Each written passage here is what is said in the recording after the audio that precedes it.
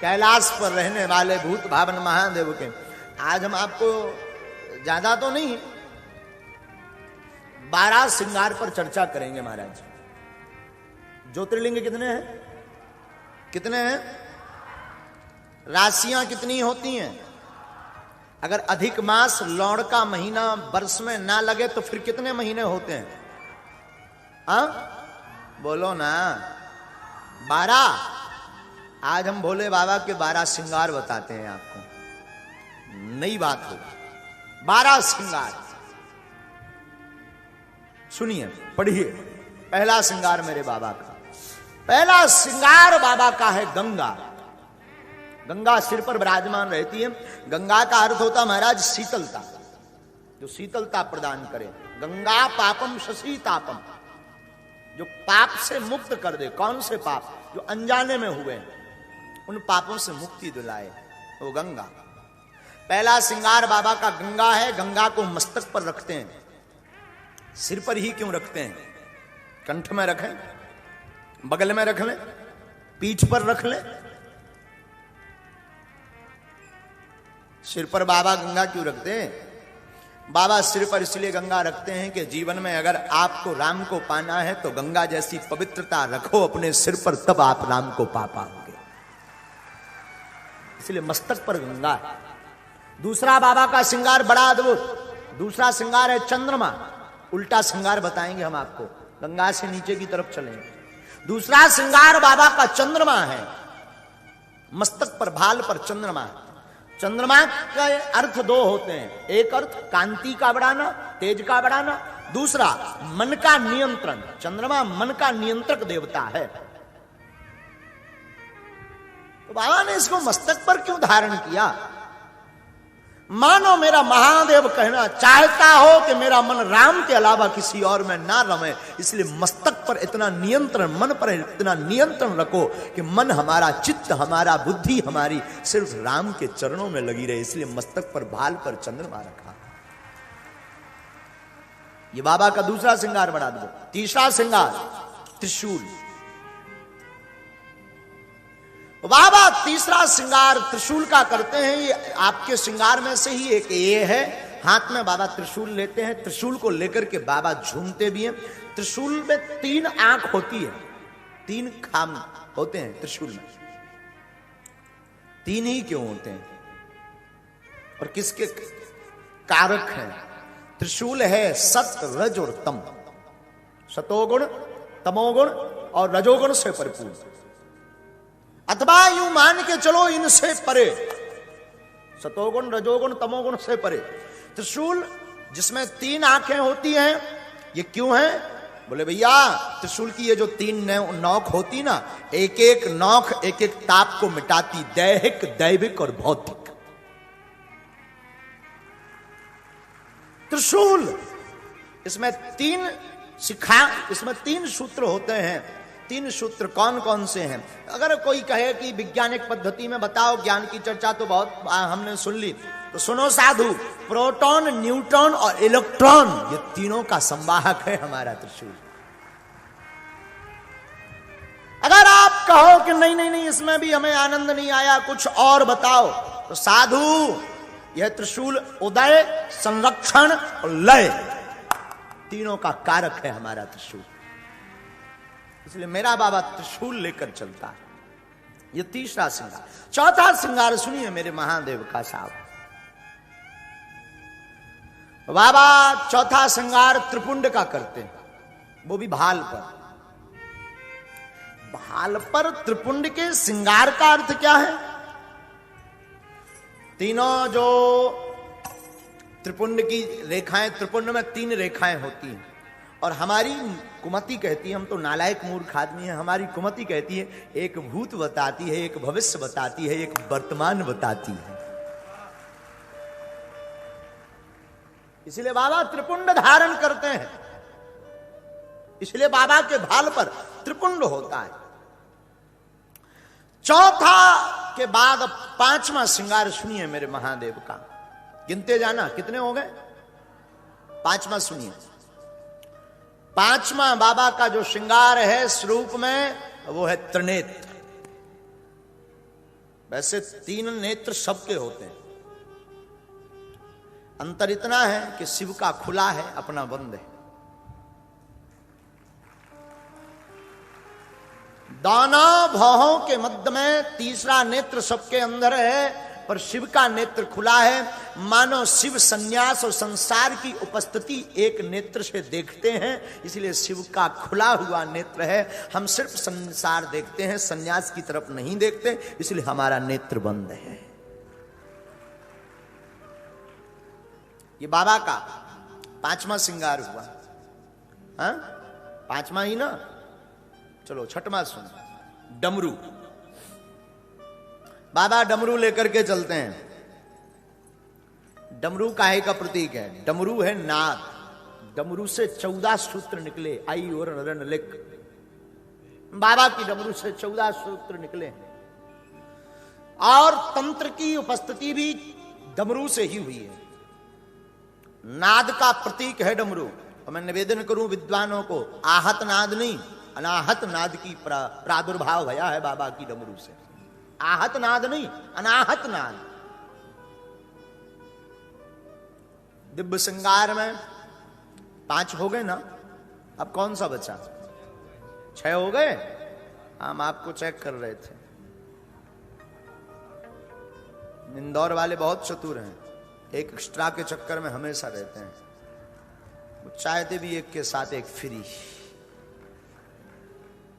7वां सुनो। बाबा के श्रृंगार में अगर वाहन की चर्चा करें तो बाबा का वाहन है वृषभ। वृषभ यानी नंदी, बैल। वृषभ स्वरूप है धर्म का। नंदी को धर्म कहा गया, और नंदी के धर्म के 4 रूप हैं, अर्थ, धर्म, काम, मोक्ष। और हमने एक जगह महाराज जी पढ़ा है, नंदी ने 4 शास्त्रों की रचना की है, अर्थशास्त्र, धर्मशास्त्र, काम शास्त्र और मोक्ष शास्त्र। हाँ, इन 4 रूपों की रचना नंदी ने की है। तो धर्म का रूप है। मैं निवेदन करूं आप सबको, मेरे भोले बाबा बैठते भी हैं तो धर्म पर बैठते हैं, वरना वाहन भी स्वीकार नहीं करते। नंदी क्यों स्वीकार किया बाबा ने? नंदी ही क्यों पकड़ा? साधु मेरा विश्वनाथ अगर बैठता भी है तो धर्म पर बैठता है। मानो मेरा बाबा कहना चाहता हो, जहां धर्म नहीं है वहां मेरा आसन नहीं है, जहां धर्म है वहां ये शंकर बैठा। कितने श्रृंगार के रूप हो गए? 8वां बताना है ना। 8वां सुनो। बाबा के श्रृंगार में एक बार थोड़ा उल्टा चढ़ो। जटाएं। जटाएं, जटाएं हैं वायुमंडल। जटाएं हैं विचारों की एकता। जटा का एक अर्थ हमारे पूज्यपाद गुरुदेव कहा करते थे, साधु जिसने अपनी जटाएं एकत्रित कर ली, जिसने अपने केसों को बांध लिया, जिसने अपने विचारों को बांध लिया, वो शंकर बन गया। विचारों को बांधना आज के संसार में बहुत मुश्किल है। आप अपने जीवन काल में बहुत कुछ बांध सकते हैं, जल का बांध बांध सकते हैं, एक घड़ी कोई बहुत घृणा होने पर काम का बांध सकते हैं, पर विचारों को बांधना बहुत मुश्किल है। लेकिन अगर विचारों को बांधने की आपके मन में जिज्ञासा जगे तो शिव का चरित्र पढ़ना, शंकर की उपासना करना। शंकर जीते भी हैं तो जटाओं को बांध कर जीते हैं। क्यों? क्योंकि जटाएं विचारों का बांधना है, विचारों को बांध करके ही राम को पाया जा सकता है। मानो यही शिव कहना चाहते हैं। ये 8वां श्रृंगार। 8 हुआ ना, बोलो ना। 9वां सुनो। हमारे बाबा का 9वां श्रृंगार बहुत अद्भुत है, वो रुद्राक्ष है। बाबा के कंठ में आपको रुद्राक्ष देखने को मिलेगा। शिव के भक्त प्रायः रुद्राक्ष की माला पहने मिलेंगे, रुद्राक्ष की चर्चा करते मिलेंगे। पता है आपको रुद्राक्ष की उत्पत्ति कहां से हुई? बोलो ना। आंख के आंसुओं से। भगवान शिव के आंसुओं से अश्रुधारा जो बही ना, उससे रुद्राक्ष की उत्पत्ति हुई। फिर इसको बाबा अपना श्रृंगार क्यों बनाए हैं? क्योंकि जो आंसू निकले थे वो काम वासना के लिए नहीं, राम उपासना के लिए आंसू निकले थे, इसलिए उसको ही श्रृंगार बना लिया। वासना के लिए, संसार के लिए, पत्नी के लिए, पुत्र के लिए बहुत बड़ी उपलब्धि प्राप्त करने के चक्कर में आंसू गिरे तो वो साफ खारे होते हैं। पर राम उपासना में आंखें भरे, मोहब्बत में, प्रेम में राम को पाने के लिए आंखें भरे तो वो आंसू साहब आभूषण होते हैं, उनको पहन लेना चाहिए। बाबा का 9वां श्रृंगार। 10वां श्रृंगार सुनो। बाबा को थोड़ा नीचे आते हैं तो बाबा यज्ञोपवीत में नाग धारण करते हैं। 10वें श्रृंगार में नाग क्यों ही धारण करते हैं? यज्ञोपवीत पहन लेते, कोई जड़ लगा लेते, नाग का ही यज्ञोपवीत क्यों? भाल में, कंठ में ही नाग क्यों? आखिर आपके जीवन में नाग की क्या आवश्यकता? मानो शिव कहना चाहते हो, नाग का एक नाम है काल। लोग उसे काल कहते हैं, लोग उसे मृत्यु कहते हैं, लोग उसे बहुत खतरनाक कहते हैं। मानो शंकर कहना चाहते हो कि राम की उपासना में जब आप जीने लगेंगे, काल आपके गले में बंध जाएगा, काल काट नहीं पाएगा, काल आपका आभूषण हो जाएगा।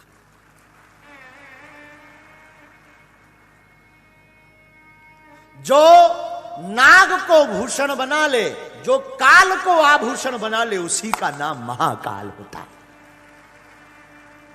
जो काल को ही अपना आभूषण बनाए उसी का नाम तो।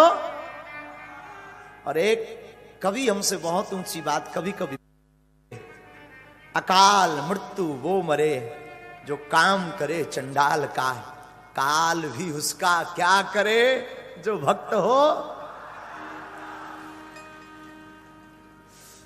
बाबा का 11वां श्रृंगार सुनना। 11वां श्रृंगार बड़ा अद्भुत है।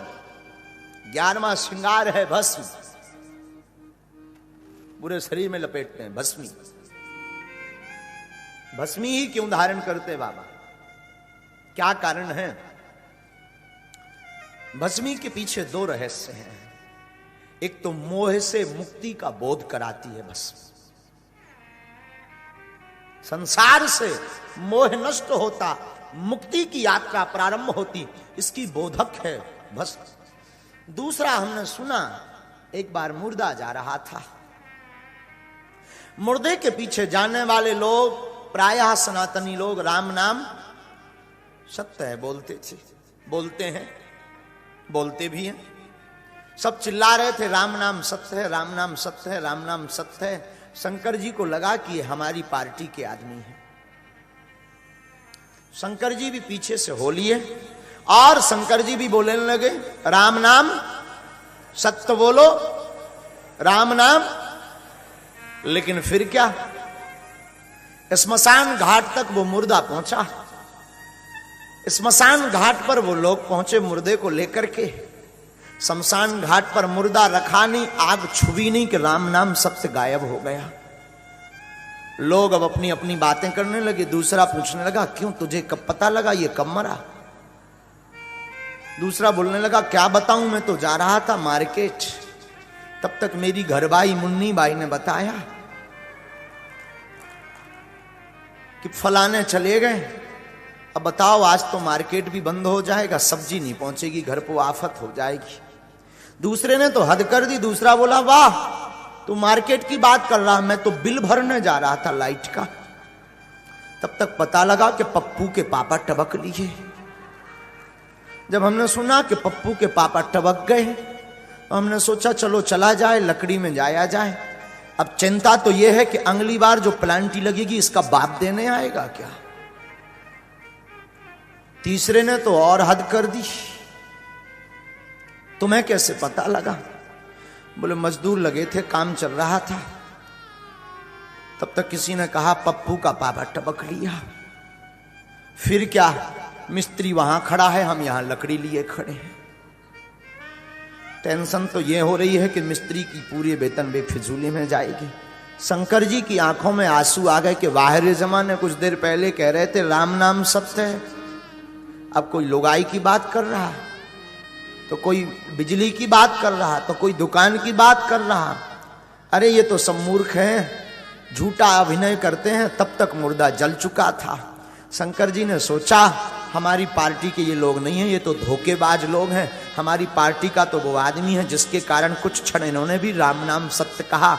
जब देखा तब तक वो जल चुका था। बोले कोई बात नहीं, तू जल गया तो क्या हुआ, तेरे कारण इन्होंने राम नाम का जप किया। मैं अब तेरी भस्मी में लेट करके रहूंगा, तेरी भस्मी शरीर पर लगा करके रहूंगा। और फिर क्या, महादेव ने वो भस्मी शरीर में लगाई। तो बाबा भस्मी भी धारण करते हैं जो राम नाम जपता है उसकी। हमने सुना एक बार हमारा मंगीलाल, चंगीलाल का बेटा, बनारस में दुकान खोले हुए था। हमारे मंगीलाल दुकान पर बैठे थे, दुकान उसके पास पूजा पाठ की थी। एक अंग्रेज आया। अंग्रेज ने कहा हमें भस्म चाहिए। मंगीलाल तो मंगीलाल, दरअसल वो चंगीलाल का बेटा, चेला भी हमारा। मंगीलाल ने भस्म की पुड़िया, जो भस्म होती है वो पुड़िया निकाली, दी। अंग्रेज ने कहा हाउ मच, कितने रुपए की। मंगीलाल भी अंग्रेजी पढ़ा हुआ था, उसने कहा ओनली 20 रुपीज, मात्र 20 रुपए। खरीद ली अंग्रेज ने। 1.5 घंटे तक अंग्रेज देखता रहा, ऊपर नीचे पीछे। मंगीलाल ने बहुत देर बाद पूछा कि आप देख क्या रहे हो। उसने कहा इसमें एक्सपायरी डेट नहीं लिखी। मंगीलाल ने कहा पागल, ये एक्सपायर लोगों से ही बनती है, इसमें कोई एक्सपायरी डेट नहीं है। अंग्रेज चौंक गया, बोले इसमें एक्सपायरी डेट नहीं लिखी। मंगीलाल चिल्लाकर बोला पागल, ये एक्सपायर लोगों से ही बनती है, इसकी कोई एक्सपायरी डेट नहीं है, उल्टी ये एक्सपायरी होने वाले लोगों की डेट बढ़ा देती है भस्म। ये 2 कारण हैं भस्म लगाने के शंकर जी के। तो बाबा का 11वां श्रृंगार है भस्म। क्या है? बस 12वां सुनो, अंतिम। मेरा विश्वनाथ 12वां आभूषण धारण करता है व्याघ्र चर्म का।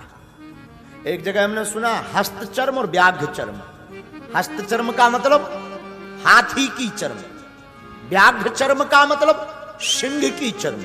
उस पर विश्वनाथ हमारे बैठते हैं, उस पर हमारे भोले बैठते हैं, उस पर हमारे महादेव बैठते हैं। आखिर इन दोनों चर्म पर ही क्यों बैठते हैं? हाथी अभिमान का प्रतीक है, हाथी मतवाला होता है, हाथी में अभिमान बहुत होता है, सिंह में हिंसा बहुत होती है। अभिमान और हिंसा को जो दबा करके बैठा रहता है उसी का नाम तो शिव है, उसी का नाम शंकर है। हमारे भोले बाबा के ये 12 श्रृंगार, जो 12 श्रृंगार रोज अपने शंकर का करता है, उसकी 12 राशियों में कोई भी राशि हो, वो राशि कभी अमंगल नहीं करती।